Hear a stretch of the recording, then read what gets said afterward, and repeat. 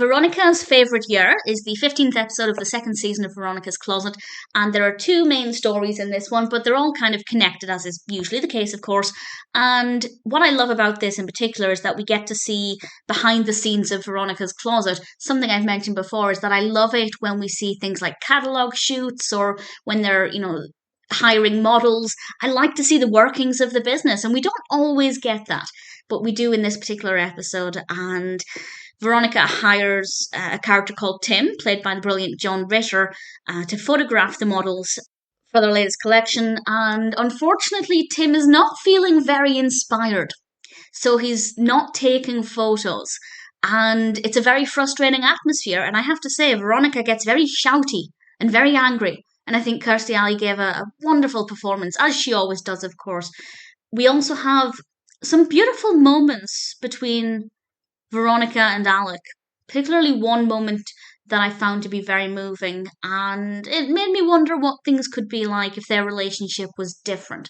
I won't say any more than that, mostly because there's nothing else to say, I'm just speculating, but I really liked that side of it. I liked seeing Veronica being very shouty and angry at the situation and trying to find a way to resolve it, and I feel like the way she reacted when Tim did take pictures, not necessarily pictures of what one might think, I just thought was rather amusing and unexpected, and I liked that part of it.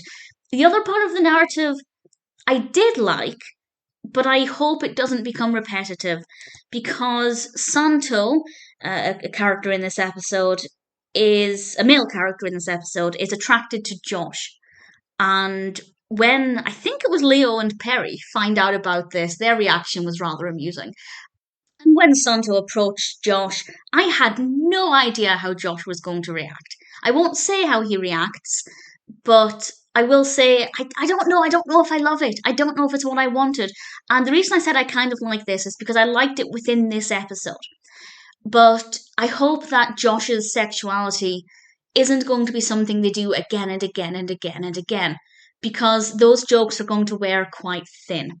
I feel like if they're doing it in a way that's very thought-provoking or could help somebody in Josh's position, whereby, well, the assumption here, of course, is that Josh is gay, but either he's not realised it or he's not willing to admit it himself yet.